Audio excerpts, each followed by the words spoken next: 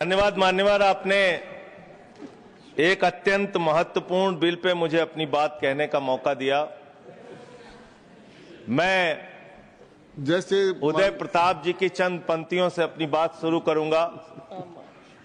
न मेरा है न तेरा है, ये हिंदुस्तान सबका है। नहीं समझी गई ये बात तो नुकसान सबका है। न तेरा है न मेरा है, ये हिंदुस्तान सबका है।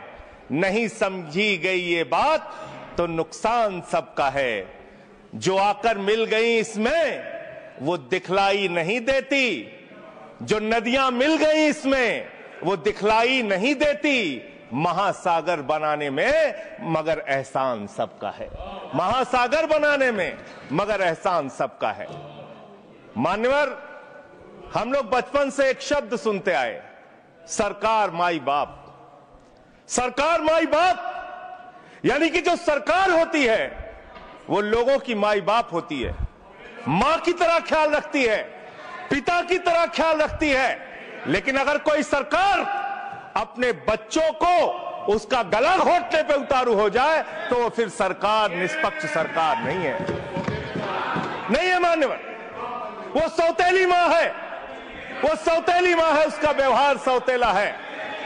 और आज आप जो काम कर रहे हैं इस बिल के माध्यम से, आप बाबा साहब डॉक्टर भीमराव अंबेडकर जी के द्वारा लिखे गए संविधान की हत्या कर रहे हैं।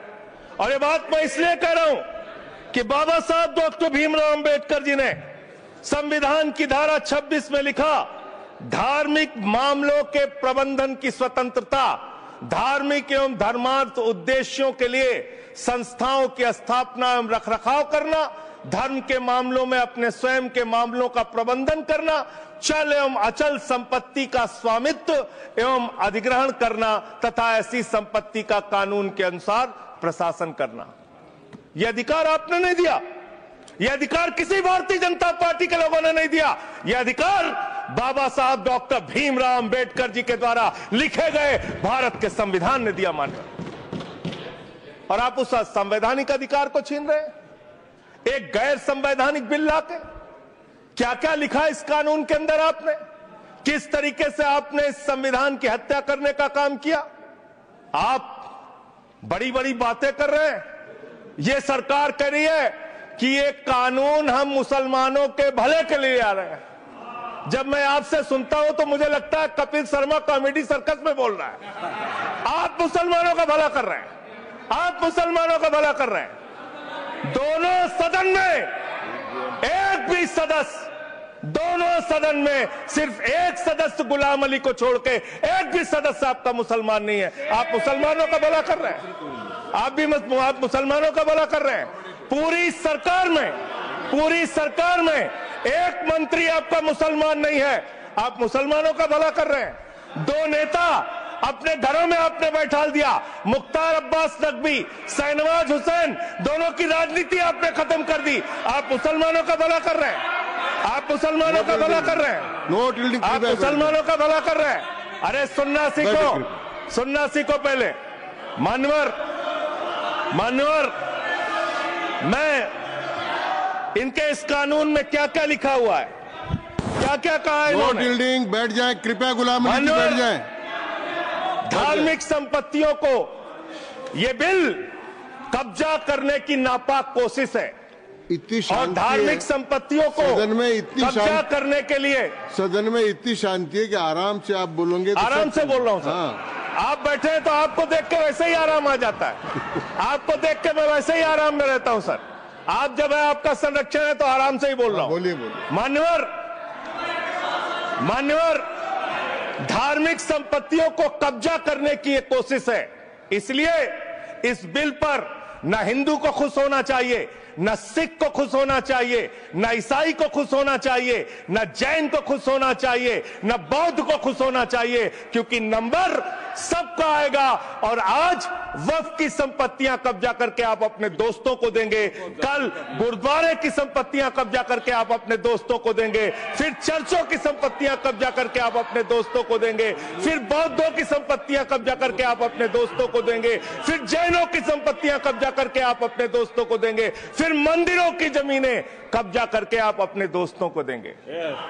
आप तो वो लोग हैं जिन्होंने प्रभु श्री राम के मंदिर में भी घोटाला किया। मान्यवर, प्रभु श्री राम के मंदिर के जमीन में घोटाला किया। मैं कागज दूंगा सर, मैं कागज दूंगा। कर दिया मैंने। ये लोग राम मंदिर में घोटाला करने वाले लोग हैं, राम मंदिर की जमीन का चंदा खाने वाले लोग हैं सर। ये लोग 2 करोड़ की जमीन 5 मिनट में 18 करोड़ में बेची सर इन लोगों ने। 16.5 करोड़ का घोटाला किया, 18.5 करोड़ में जमीन बेची। ये राम मंदिर में घोटाला करने वाले लोग हैं सर। मान्यवर आपने कहा कि इससे आप पिछड़े मुसलमानों का भला करने जा रहे हैं। सुनने में बहुत अच्छा लगता है कि आप पिछड़े मुसलमानों का भला करने जा रहे हैं।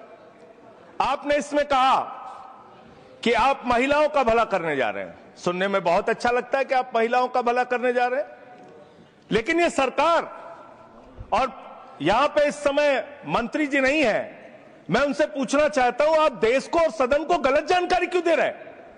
मान्यवर, 2013 के वक्फ बिल में जो भारतीय जनता पार्टी की सहमति और सहयोग से पास हुआ, उसमें भी महिलाओं के लिए आरक्षण था। मना कर दीजिए कि नहीं था?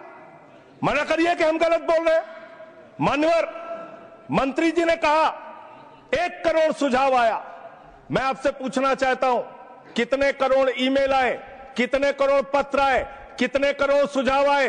पूरे देश को जानकारी दीजिए, और मैं आपको दावे के साथ कह सकता हूं, जब पूरा सच सामने आएगा तो देश को पता चलेगा कितने लोग इस बिल के विरोध में थे, कितने लोग इस बिल के समर्थन में थे। मैं जेपीसी का सदस्य था मानवर, मैं कह रहा हूं आपसे लाइए। और आप पिछड़े मुसलमानों का भला करना चाहते हैं?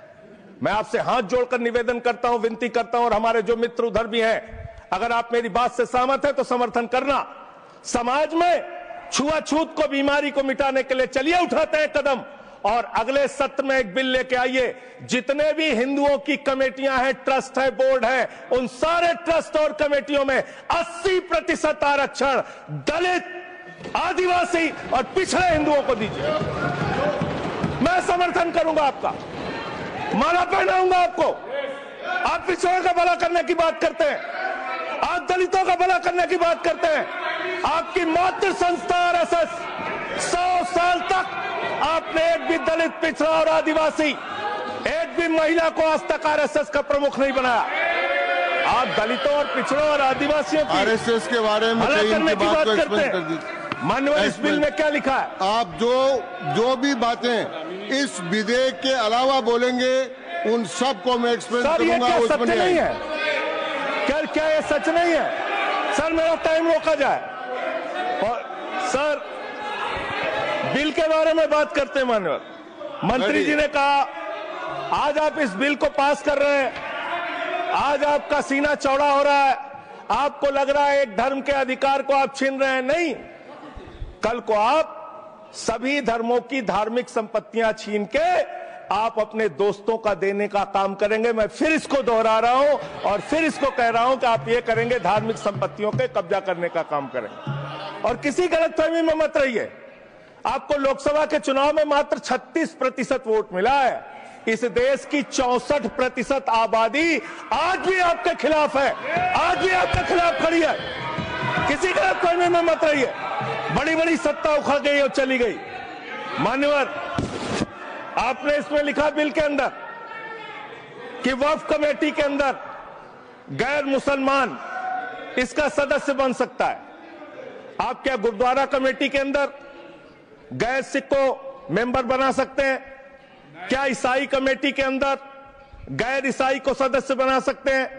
क्या बौद्धों की कमेटी के अंदर गैर बौद्ध को, क्या जैनों की कमेटी के अंदर गैर जैन को आप मेंबर बना सकते हैं? और इतना ही नहीं, क्या आप हिंदुओं के ट्रस्ट में, मंदिर के ट्रस्ट में आप क्या गैर हिंदू को मेंबर बना सकते हैं? नहीं बना सकते, नहीं बना सकते।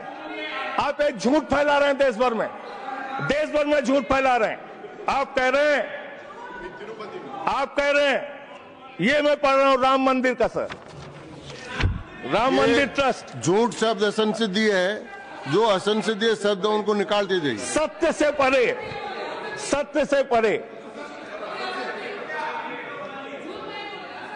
सर ये प्रभु श्री राम के मंदिर का ट्रस्ट, मैं इसका समर्थन करता हूं। नहीं, आप सर मैं इसका समर्थन कर रहा हूं। ये सब्जेक्ट नहीं है सर, समर्थन कर रहा हूं, सुन तो लीजिए। आप कहे से नहीं सुनूंगा।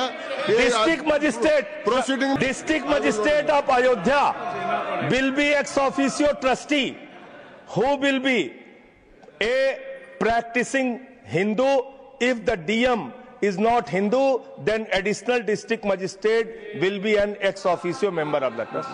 हम इसका समर्थन करते हैं सर। हिंदू धर्म के ट्रस्ट में हिंदू को मेंबर होना चाहिए, आपने लिखा, हम इसका समर्थन करते हैं।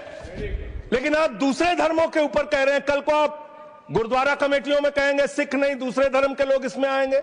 कल को आप जैन कमेटियों में घुसड़ेंगे, बौद्धों की कमेटियों में घुसड़ेंगे। ये बात गलत है, ये पूरी तरीके से गलत है। और आज पूरे देश को आप बताइए, मान्यवर, पूरे देश को आप बताइए, 2009 में आपने अपना घोषणा पत्र जारी किया था, मैनिफेस्टो। ये मैनिफेस्टो आपका लेके आया हूं, ये तो आपका डॉक्यूमेंट है, मेरे घर नहीं बना। इस मैनिफेस्टो में लिखा है इन्होंने कि 2009 के मैनिफेस्टो में लिखा है कि वक्फ की जमीनों पर जो अवैध कब्जे हुए हैं, KR रहमान की कमेटी की रिपोर्ट के हिसाब से हम मुस्लिम धर्म गुरुओं के साथ बातचीत करके उसको खाली कराने का काम करेंगे। कितना दोहरा चरित्र है आपका। आपने कहा वक्फ की जमीनों को खाली कराने का काम करेंगे जिसपे कोई और कब्जा कर रखा है। मान्यवर, एक और बात, सुप्रीम कोर्ट के अंदर आप कह रहे हो कागज चाहिए, कागज चाहिए। मंत्री जी ने कहा कागज चाहिए। मंत्री जी, आपको कागज की बहुत जरूरत होती है, कागज आपको चाहिए। आपकी सरकार ने 2020 में, ये पूरे देश को देखना चाहिए, पूरे देश को सर, 2020 में मैं जेपीसी का मेंबर था, एक कागज वहां मिला में 2020 में सुप्रीम कोर्ट में। सर आप, मेरी बात नहीं आ रही सर, मेरी बात नहीं आ रही। 2020 में मान्यवर, इस भारत की सरकार ने, मोदी जी की सरकार ने शपथ पत्र दिया सुप्रीम कोर्ट में। से क्या लिखा हुआ है? 99% वक्फ की संपत्तियां डिजिटाइज हो चुकी हैं। मुख्तार अब्बास नकवी साहब आपके मंत्री थे, उनका बयान है 100% वक्फ की संपत्तियां डिजिटाइज हो चुकी हैं। तो जब आप सारी संपत्तियां डिजिटाइज कर चुके हैं, सब कुछ ऑनलाइन कर चुके हैं वामसी पोर्टल में, सारे कागजात जांच चुके हैं, तो क्या आप फसाद कराने के लिए फिर से कागज मांग रहे हैं? फसाद कराने के लिए आप, फसाद कराने के लिए कागज मांग रहे हैं। आप फसाद कराने वाले हिंदू हैं, हम सौहार्द फैलाने वाले हिंदू हैं। यह बुनियादी फर्क है, यह बुनियादी फर्क है आप में। आप देश भर में फसाद, नफरत, लड़ाई, झगड़ा कराने का काम करते हैं। मान्यवर, मैं अंत में आप लोगों से सिर्फ एक ही बात कहना चाहता हूं कि आज सच्चर कमेटी की रिपोर्ट की बात कही गई और कहा गया 12,000 करोड़ की आमदनी हो सकती थी। एक सुझाव मैं पूरे सदन की तरफ से इस सरकार को देना चाहता हूं। 12,000 करोड़ की आमदनी की चिंता है वक्फ की, करोड़ों मुसलमानों की चिंता है आपको। एक अपने दोस्त को पकड़ के लाइए, नीरव मोदी को 20,000 करोड़ वसूलिए, 12,000 करोड़ वक्फ को दीजिए, 8,000 करोड़ अपने पास रखिए। 8,000 करोड़ का आपको मुनाफा होगा, 12,000 करोड़ वक्फ को दे दीजिए, करोड़ों मुसलमानों का भला हो जाएगा। मान्यवर, अंतिम बात कह के आपने कहा सच्चर कमेटी की रिपोर्ट से 12,000 करोड़ की आमदनी की बात कही गई है। अर्ध सत्य मत बोलिए, पूरा सत्य बोला कीजिए। सुविधाजनक सत्य मत बोलिए, पूरा सच बोला कीजिए। मंत्री जी, इसमें लिखा हुआ है सच्चर कमेटी की रिपोर्ट में कि भारत की सरकार ने, राज्यों की सरकार ने अलग अलग राज्यों में, अलग अलग जगहों पे 365 वक्फ की संपत्तियां कब्जा कर रखी हैं। आप उसके बारे में नहीं बताते, आप अर्ध सत्य बोलते हैं। मैं तो जेपीसी का मेंबर रहा हूं, मुझे सब पता है। तो इसलिए मान्यवर, आप फैला रहे हैं झूठ, ट्रिब्यूनल के फैसले, बस खत्म सर, खत्म। असत्य, सत्य से परे मान्यवर, सत्य से परे। मान्यवर, ट्रिब्यूनल के लिए ट्रिब्यूनल के लिए आप कह रहे हैं उसको अपील नहीं की जा सकती। हाई कोर्ट का फैसला ट्रिब्यूनल के फैसले के खिलाफ आया है, सुप्रीम कोर्ट का फैसला ट्रिब्यूनल के फैसले के खिलाफ आया है। आपने कहा 5 साल का प्रैक्टिसिंग मुस्लिम होना चाहिए। कैसे प्रैक्टिसिंग मुस्लिम तय करेंगे सर? आप क्या मुसलमानों के घर में सीसीटीवी का कैमरा लगाएंगे? कौन नमाज पढ़ रहा है, कौन नमाज नहीं पढ़ रहा है, कौन मुसलमान है, कौन मुसलमान नहीं है? आपने मान्यवर ऐसे ऐसे प्रावधान इसमें रखे हैं जो बड़े अजीब हैं, जो अपने आप में ये बताते हैं कि आपकी मंशा सिर्फ देश में झगड़ा कराने की है, नफरत फैलाने की है, फसाद कराने की है। आपकी मंशा कहीं भी मुसलमानों का या किसी वर्ग का भला करने की नहीं है, नहीं है और नहीं है। बस एक अंतिम बात कह के अपनी बात समाप्त करूंगा। ये काम आपने देश के अंदर बहुत अच्छा शुरू कर दिया। आप एक काम करते हैं, देखो मुसलमानों को ठीक कर रहा हूं, दूसरी तरफ महंगाई बढ़ रही है, नुकसान हिंदुओं का। 94 लाख करोड़ रुपए शेयर बाजार में डूब रहा है, नुकसान हिंदुओं का। 11 लाख बच्चे स्कूलों से बाहर निकल गए, नुकसान हिंदुओं का। तो मुसलमानों का को ठीक करने के नाम पर आप नुकसान देश के करोड़ों हिंदुओं का भी कर रहे हैं। इसलिए ये सब बातें करके देश में आप नफरत फैला के ये सब झगड़े फसाद के काम मत कीजिए। और अंत में आपसे एक ही बात कहना चाहता हूं, अभी भी वो मौका है इस बिल को जो गैर संवैधानिक है, जो बाबा साहब के संविधान के खिलाफ है, इसको वापस लीजिए। धन्यवाद।